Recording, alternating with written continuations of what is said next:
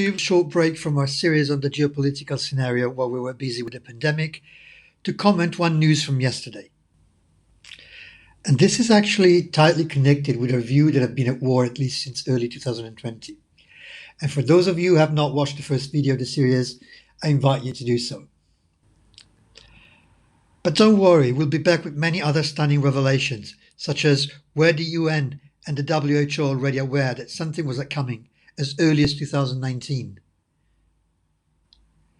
Let's talk about Crimson Contagion, another drill carried out in the early months of, again, 2019.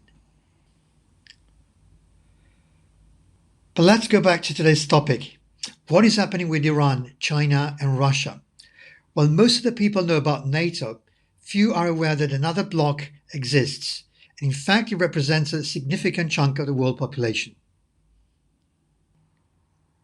This other bloc is called the Shanghai Cooperation Organization, or SCO.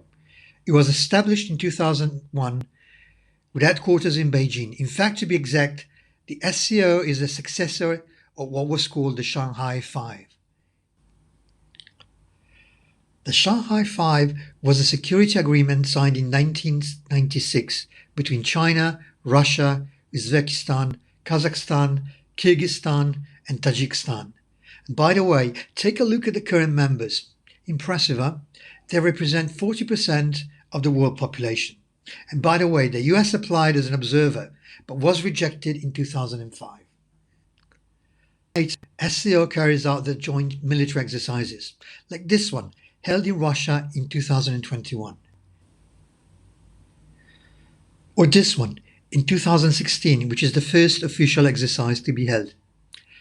Now, zoom out and look at what happened in the past couple of decades. Again, you will start to find a pattern from an historical perspective.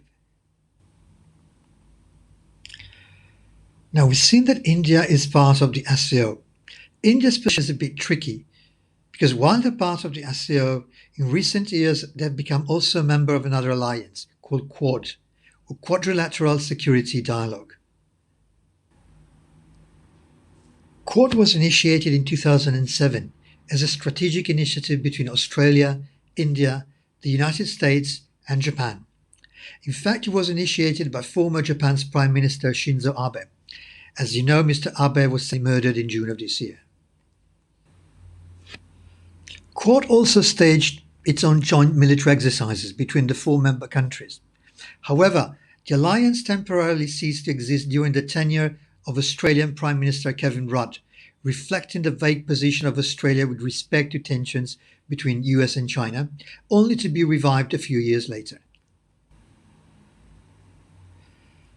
The Quad members share a vision for a free and open Indo-Pacific, which according to them is needed to counter China's maritime claims in the East and South China Seas.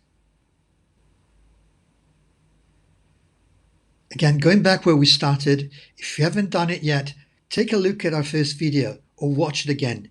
Iran may be where all this started in early 2020. Iran is one of the top oil producers, but because of the sanctions now it cannot sell to Western countries.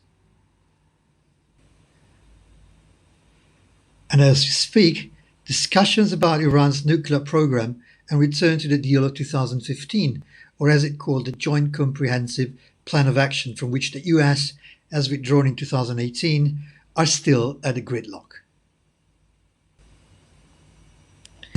Iran getting closer to China and Russia than it is already has a lot of ramifications in terms of geopolitics and economics.